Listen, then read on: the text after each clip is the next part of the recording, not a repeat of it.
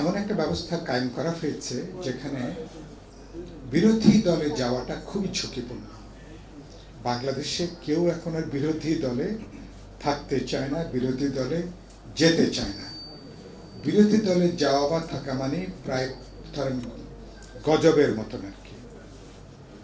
আপনি ক্ষমতায় থাকলে তো স্বর্গপ্রাপ্তির মতন, এমনকি ক্ষমতার বারান্দায় ঘরে ঢোকার দরকার নেই, বারান্দা আশেপাশে চৌহদ্দির মধ্যে থাকলেও সেখানে আপনার হাজার হাজার কোটি টাকা, কপাল খুললে লক্ষ কোটি টাকাও আয় করার সুযোগ থাকে। বাংলাদেশকে এরকম একটা জায়গায় এরা নিয়ে গেছে।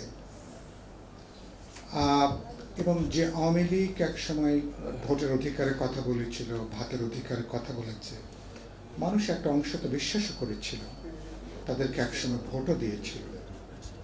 এরপরে তারা যখন গত 15-16 বছরের ক্ষমতায় এলেন, তখন এটার পুরোপুরি একটা ফ্যাসিস্ট, দুর্নীতিবাজ, দুর্বৃত্ত, মাফিয়া সিন্ডিকেটদের এটা একটা রাম রাজত্ব, এটাকে তারা পর্যবেসিত করে, যেগুলোর সাথে কোনো রাজনৈতিক মতাদর্শ বা রাজনৈতিক কর্মসূচি এগুলো ভোকাবুলারিতে আছে, মানে কথাবার্তায় আছে, বাস্তবে কোনো কিছু দেখা যায়নি।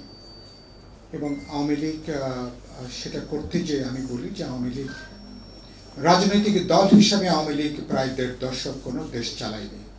যেটা বললাম, সিন্ডিকেট, লুটেরা, দুর্বৃত্ত, মাফিয়া, এদের একটা আনহোলি একটা নেক্সাস, অশুভ একটা চক্র, ইস্ট ইন্ডিয়া কোম্পানির মতন, যারা 56,000 বর্গ মাইলের এই জাতিরাষ্ট্রকে যারা একটা লুটপাটের একটা স্বর্গরাজ্যে যারা এটাকে বানিয়ে ফেলেছিল।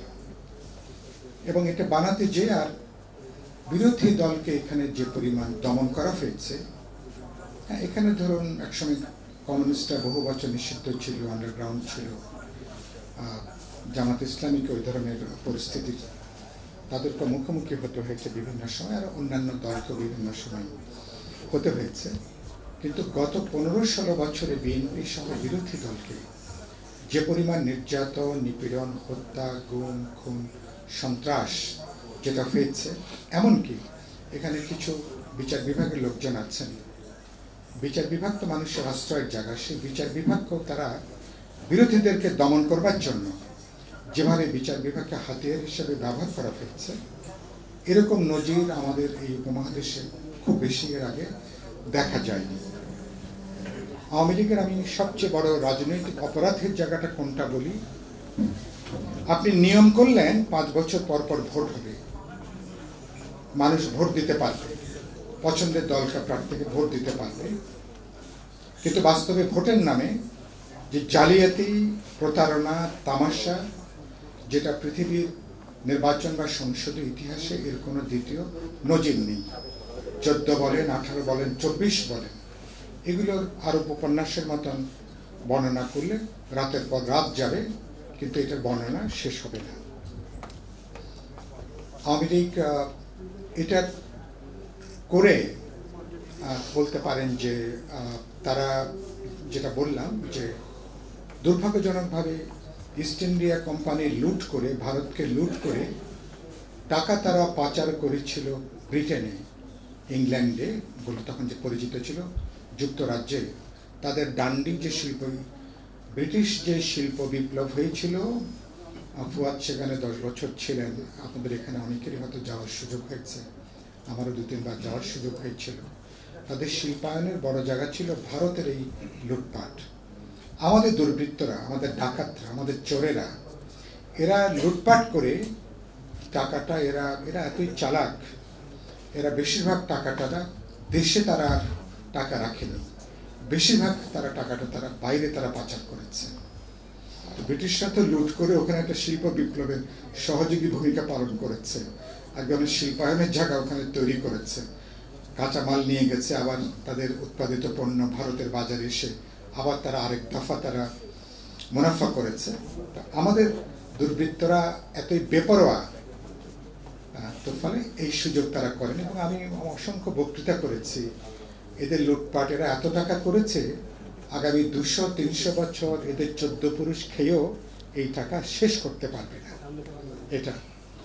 এবং বাড়ির মালিক যখন বলেন তার বাড়ির চাকর না কর্মচারী 400 কোটি টাকা তিনি মালিক, তিনি বাড়িতে যান হেলিকপ্টারে করে, ওই বাড়ির মালকিন তো বোঝেন, ওই বাড়ির মালকিন তাহলে কত লক্ষ কোটি টাকার তিনি মালিক হয়েছেন, কত লক্ষ কোটি টাকা তিনি পাচার করেছেন, এটা সহজে এটা অনুমান করা যায়। এবং এটাকে জায়েজ করা হয়েছে উন্নয়নের নামে, এটাকে জায়েজ করা হয়েছে উন্নয়ন, এবং মাঝে মাঝে যখন আরো বিপদে পড়তেন মুক্তিযুদ্ধের চেতনার নামে। তো মুক্তিযুদ্ধের চেতনা কিভাবে মুক্তিযুদ্ধের যাতনায় এটাকে পর্যবেসিত করা হয়েছিল, কিভাবে একটা নির্বাচনী ব্যবসা বা রাজনীতির ব্যবসা এটাকে পরিণত করা হয়েছে, সে অভিজ্ঞতাটা আমাদের কম বেশি সবার আমাদের এখানে আছে। ফলে মানুষের প্রবল পুঞ্জীভূত ক্ষোভ ছিল এর বিরুদ্ধে। আমরা প্রায় সকল রাজনৈতিক দল, সকল বিরোধী দল, যারা প্রকাশ্যে ছিলেন তারা, যারা প্রকাশ্যে কাজ করতে পারেননি তারা, সবাই মিলে আমরা চেষ্টা করেছি এই বুকের উপরে যে প্রবল যে পাথর তাকে সরিয়ে ফেলার জন্য। শেষ ধাক্কাটা দরকার ছিল, ছাত্র তরুণরা তারা সেই ধাক্কাটা তারা দিয়েছে, কিন্তু সাথে ছিল সকল রাজনৈতিক দল, জনগণের প্রায় সকল অংশ, শিক্ষক, অভিভাবক, সাংবাদিক, আইনজীবী, সমাজের সংবেদনশীল সকল মানুষ জীবন দেওয়ার প্রতিযোগিতায়। মুক্তিযুদ্ধের পরে তো এত বড় হত্যাকাণ্ড অল্প দিনের মধ্যে আত্মসংগঠিত হয়নি, যেটা 16 জুলাইয়ের পর থেকে 5ই আগস্ট পর্যন্ত যেটা সংগঠিত হয়েছে। তো সেরকম একটা জায়গায় কিন্তু এই প্রতিযোগিতায় আবার শ্রমজীবী সাধারণ মানুষ তারা কিন্তু বুক চিতিয়ে দিয়েছিল, তাদেরটা খুব বেশি আলোচনার মধ্যে নাই। শহীদদের তালিকায় তারাই হচ্ছেন সবচেয়ে বেশি সাধারণ মানুষ, শ্রমজীবী মানুষ, নিম্নবিত্ত মানুষ, রিক্সা শ্রমিক, গার্মেন্টসের শ্রমিক, হকার, ফুটপাতের স্বল্প আয়ের মানুষ।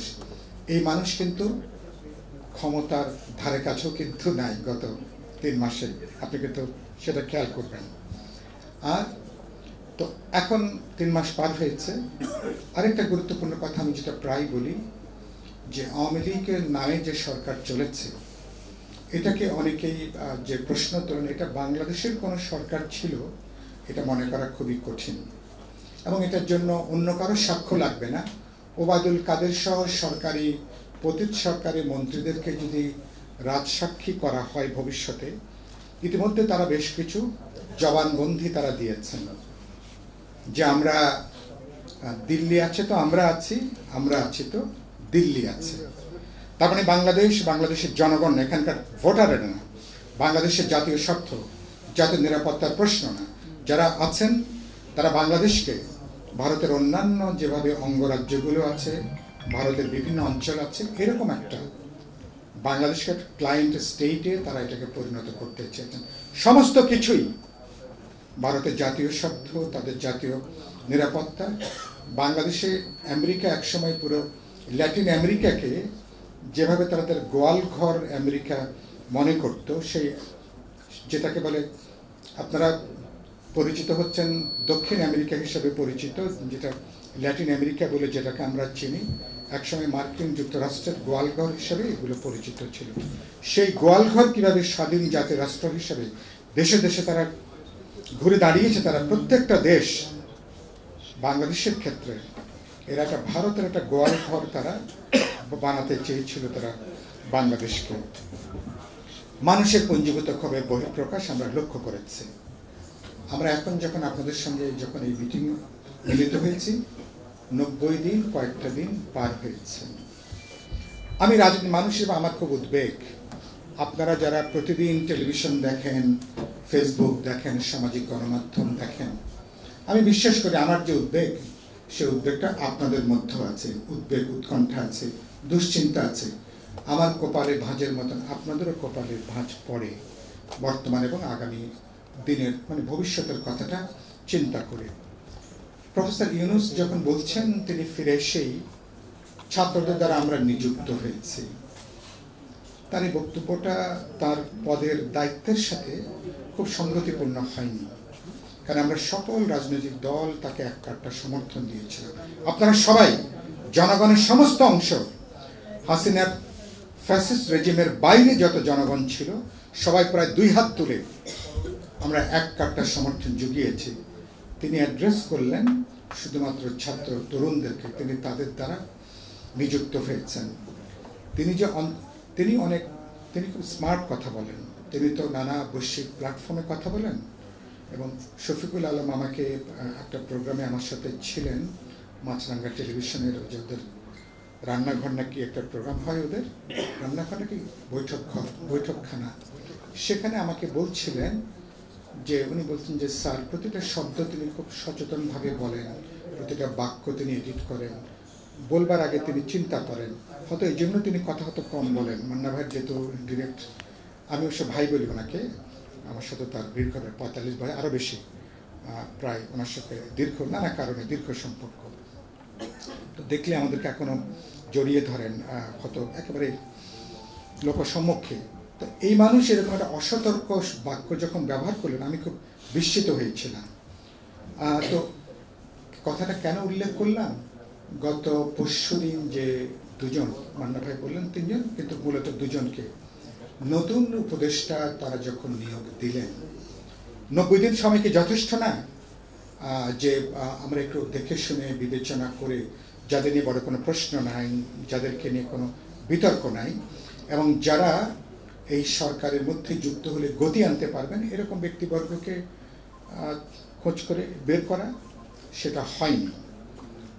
এবং এখন কি ছাত্ররা তো একদিকে সরকারের